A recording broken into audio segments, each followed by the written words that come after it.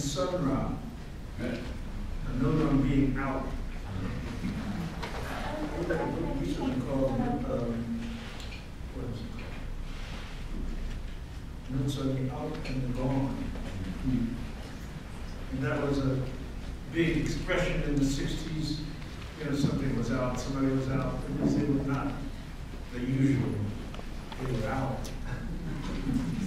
If you cannot make the connection that is between Olson and Sun Ra, you cannot understand the topology at that time, which they and some of us lived. Both are older than most of those they influenced. Olson born 1910, Worcester, Massachusetts. Sun Ra, 1914, Birmingham, Alabama. Likewise, their careers, in quotes, were their lives, and the changes they went through and influenced us today. Olson began as an ascendant in the academic world, success, until his PhD thesis on Melville, when, with the help of a Guggenheim, he dropped out. And with World War II, became Assistant Chief of Foreign Language Division, Office of War Information. From there, into politics on the Democratic Party's National Committee, and chafing at the restriction and incompetence and bureaucracy, drops out of there. His first book was an extension of the PhD thesis, but much differently formed. That's called, the book that came out of it was called Call Me Ishmael, a brief study of Irving Melville and Shakespeare in America. Later, he became director at Black Mountain College, which was a nurturer both of Olson and the emerging American avant-garde in literature, painting, sculpture, dance, and music from 1948 until its closing in 1956. Olson didn't start writing public poetry until he was 35. But even in the Ishmael, Olson pulled out this challenging summary of who and where we are. And he says, quote, I take space, big letters, I take space to be the central fact to man born in America, from Folsom Cave to now. I spell it large because it comes large here, large without mercy. So, Olson's take on America versus space is big. Space, you know, it's not a little island like England. A huge place. That idea he comes to again in his poems, his grandly instructive essays, the essay Projective Verse, which I published, which first appeared in 1950. I published as a small pamphlet with a press that I created called Totem Press in 1959. In this essay, which I feel changed the direction of poetry in the U.S. for many young poets writing in the 50s and 60s, Olson urges the poet to stop using the closed forms of formal U.S. verse and also England. That is, quit using those closed poetic forms. That was the main thrust of that. It says particularly, stop using the dead inherited detritus of English poetry. That a new American poetry must be built on the ear, the breath, the sound of the poet. It would be composition by feel rather than an overused, inherited, largely academic, usually iambic form. It would eschew form as a fixed object. See, that was the key. It would eschew form as a fixed object into which one poured a poem, thereby shearing away the spontaneous, projectile, percussive perspective. Those are his quotes, quote, projective, projectile, percussive, perspective, unquote. Poetic incident caused by heart, breath, sound, and syllable itself. Now these were very, very great concepts to us in the 50s and the 60s, because they released us from the need to follow what we thought was dead, corny, you know, English forms and those American forms. We thought it was the death of academic poetry. Little did we understand.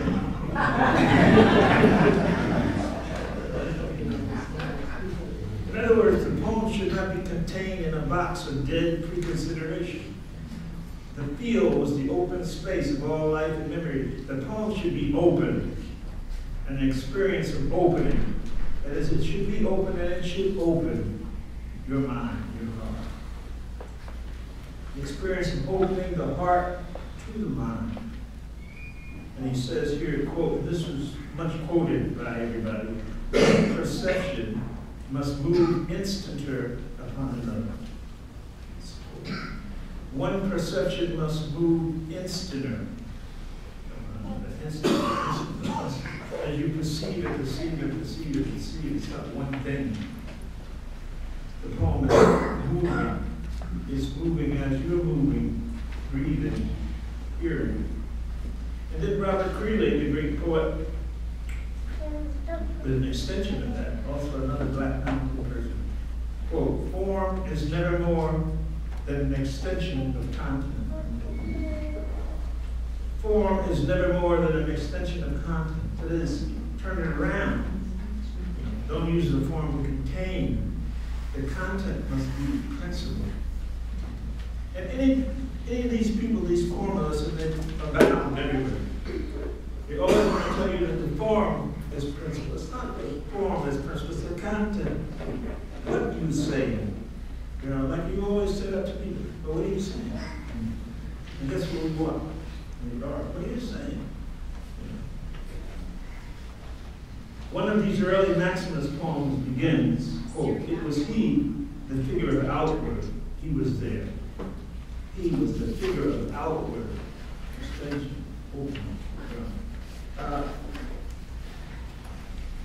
Mentioned in some connection to Robert Creeley, who in his own way was out. And the poem Maximus, projected from where the poet himself lived, Gloucester, a poem describing the place and coming into it of itself, self-creation. But also the going out, the observations of the poet, which included the nation, the world, all of history, natural and human.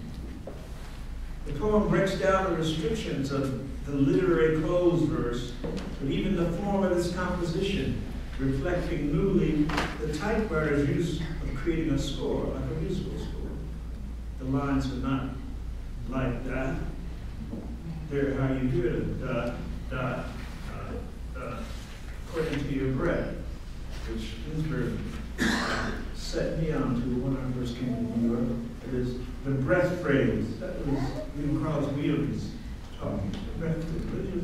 What is your natural breath phrase? When you talk, where do you stop to breathe? You know, what is your line going to be as a reflection of yourself? You know, you're poetic. It's no arbitrary line. You must write to you. You write until you stop naturally. And you pick it up. And you write. You stop naturally getting your breath. Where you have to breathe. So he says, the poem breaks down the restrictions of the literary close verse, but even the form of its composition, reflecting newly the typewriter's use in creating a score. So the poem becomes a score. You know, we always tell people, you know, this is just a score. You want to know what that poem sounds like? You have to have it ready. You don't know from the page. You know, it's a score. Like, you know, if you know music, you could do elegant stuff on the page. But you hear it do, wow, you have to hear the band. You have to hear the orchestra. You actually hear it. So he says, let me put it baldly. The head, by way of the ear, to the syllable. The heart, by way of the breath, to the mind. That was his formula.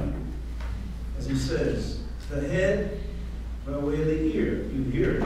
You're in your head, and you hear what we're saying to the syllable, each syllable.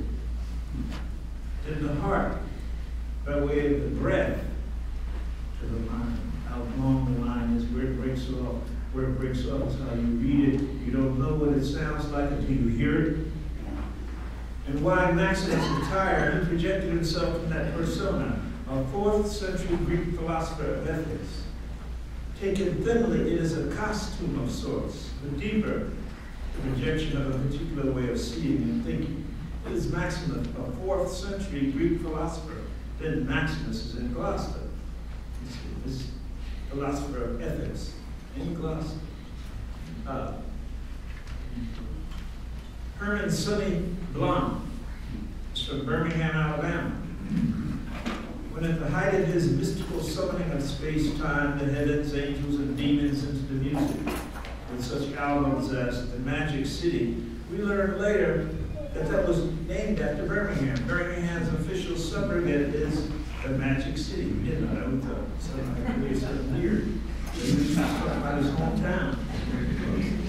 The Magic City.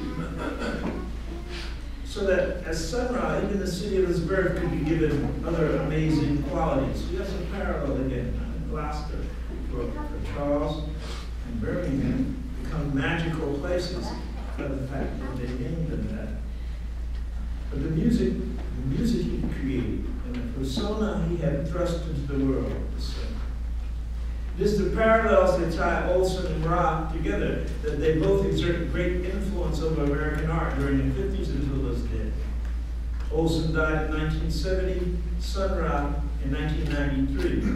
In his preparatory development, Sun Ra, still Sonny Blunt, was an arranger and pianist with Fletcher Henderson. You see, Sun Ra was old. He was a pianist with the Fletcher Henderson Orchestra, one of the cauldrons of early swing that would, through the accretion of hypnosis, give rise to the Duke Ellington of great orchestral classicism and Count Basie's non-Creole vehicle of swing. So that Henderson was actually the on-the-job creator of the big jazz orchestra. And it was here that Ra received his on-the-job training, as they would say in the service. So we can take this as parallel to Olson's academic pursuits, his rearing for his stretching out. By 1950, when Olson writes projected verse, it's the same year that Sun Ra, who changed his name to resonate the ancient Egyptian sun god. That is, he has now moved away or forward from his schooling in Swing University, which Phil Shapp still uses WKCR. Was revived at Lincoln Center, at least somewhat mobile and stretched institution, to become a force of its own creation. In the late 40s, Olson had gone down to Black Mountain College to become its last rector, as Sun Ra was going to Chicago to begin his manifestation as Ra. And the first word of a cosmic jazz began to be heard. Albums like Sun Ra Visits Planet Earth, Interstellar Lowways, Angels and Demons at Play, We Travel with Space Waves, which is a beautiful song, confirmed that it's more than a rumor that there is indeed a cosmic jazz, and that it is Amiri Baraka, emanating from Chicago, which has been the capital of Black America after the move north from the Black Belt and Atlantic. Interesting.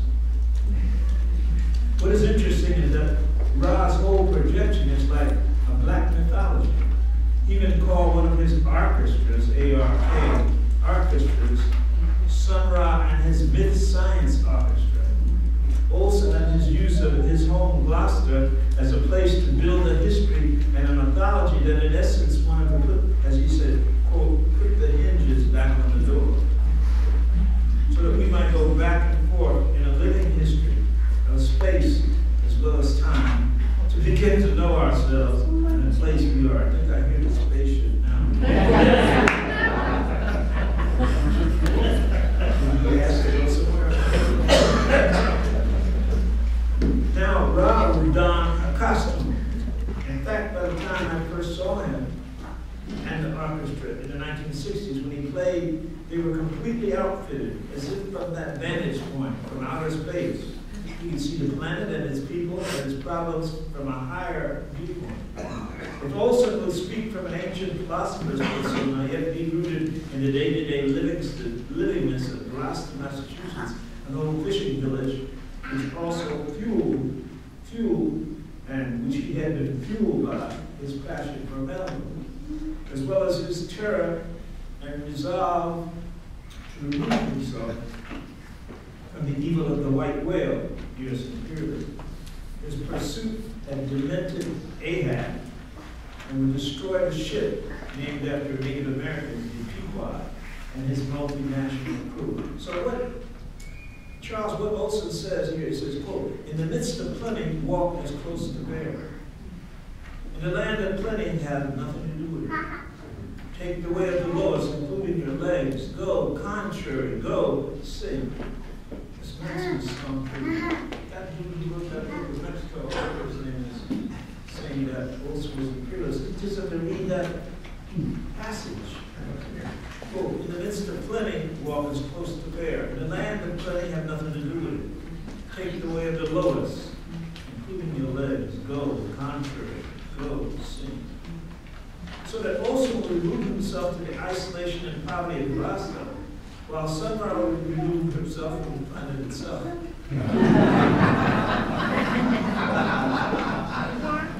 What makes these stances so magnetic is the context of the 60s itself. That whole period in which Mao Zedong summed up as, quote, revolution is the main trend in the world today. Some pundit of the beats would describe this motion away from the mainstream as, quote, turn on, tune in, and drop out, unquote. In this case, there is a certain self-cultivation as well as self-anointment. But it was as close as the beats would come to the truth of leaving the craven concerns of Street of America. One of the most beautiful songs Sun Ra composed was, "You travel the space ways from planet to planet." They used to have women and the band walk around, the audience, singing that song. Travel the spaceways from planet to planet. The music by this time was part of a whole pageant that Sun Ra presented. The members of the orchestra, like the Ark of the Knower, stepping, dancing, sometimes circling in their space costume. Two of his greatest musicians, Marshall Allen, who's still alive, and John Gilmore, tenor, at the forward end of the new music. Gilmore died a few months after Sun Ra. Allen is about to celebrate, I guess, his 87th year, still a leader of the avant-garde. The names of Sun Ra's orchestras changed as, for instance, Omniverse Orchestra, Solo Mega, Outer Space Orchestra, Astro Infinity Orchestra, Blue Universe Orchestra, and on and on. Some 30 names I know of his orchestras to be used, 30 different changes. There's a book you could read called Omniverse Sun Ra by a German, Hartmut Jürgen and Bernhard Heften. Wait a while, press. And what Ra would say is, changing names is exciting. To be another other. The cover of the new book of mine, a couple of years ago, called Digging, the Afro-American Soul of American Classical Music, University of California. On the front cover is the front of the Black Arts Repertory Theater School, so 1965, which is located at 130th Street and Lenox Avenue in Harlem. And at that cover, you see me sitting at the bottom of the step, on the bottom of the step, ready to walk up, and I have a bag of refreshments. And it's really that wine that don't come from grapes. It's that kind of wine. And at the top of the crowded staircase, because there's people standing around all the time, at the top of the staircase, you see Sun Ra standing. He came to school many times and played for us on one of 4 trucks. We used to send 4 trucks out every day. Music on one truck, craft arts on another truck, poetry on another truck, drama, to play in vacant lots, parks, play streets, projects. Sun Ra and I talked almost every day. On Wednesday night, he would bring the orchestra and blow the place up.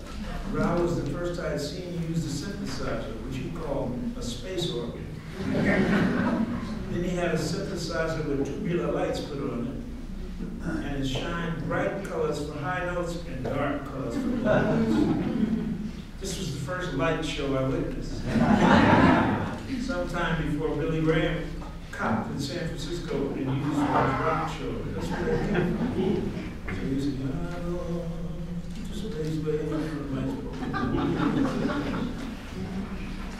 it was in this context that Rob taught me and the others at the Arts, notably Steve Young, who was our administrative backbone, He taught us his cosmic philosophy, but for me especially his understanding of language. Larry Neal, the great poet, never talked about. Larry Neal and I included Ra's poetry in the anthology, the Black Arts anthology we used called Black Fire. We printed it in 2008 by Black Classic Press in Baltimore. The poetry and prose collected in what was called the immeasurable equation. Ra taught that a word is not only an idea, but a sound. Not only an idea of a word, but a sound. It has force and power, and the way it sounded, dig Olson, the way it sounded makes it open in the world of what it sounds like, and its many meanings manifest at once to the bigger. When we first arrived in Harlem, I carried the Black Arts flag designed by painter William White. And what it is interesting, you know. A frown at the top of the world, a smile at the bottom. Those are the two masks. We see the two masks of art. They always like that. Cold, hot. That's what it is. And so, the first, just a quote of mine given 10 years ago, now, 12 years ago, on the back of a book by Harvard music historian John Spade. He wrote a book called Space is the Place. And my quote was, Sun Ra's consistent statement, musically and spoken, is that this is a primitive world. Its practices, beliefs, religion are uneducated, unenlightened, savage, destructive, already in the past. That's why Sun Ra returned only to say he left, into the future, into space. Sun Ra's relentless admission that he really was from Saturn, that is not from here, and that he was an angel, though sometimes he would say that if people going along with the corrupt Earth systems were considered good, then he was a demon. When a German reporter confronted Sun Ra a few years ago, saying, in effect, come on, Sun Ra, tell the truth, you haven't really been to Jupiter. Ra's answer was, no, but I have been to Saturn. Ra and Olson were perfect mentors of the most advanced artists of the 60s, and still at this moment. Give a list of those artists he influences endless. For instance, by Olson, Robert Creeley, Edward Dorn, two outstanding. By Sun Ra, John Gilmore, Marshall Allen, and so many others. A great deal of time by both. We reveal who's who of great and important artists of the last part of the 20th century. We should go into detail in the next note. So that's an essay that I wrote.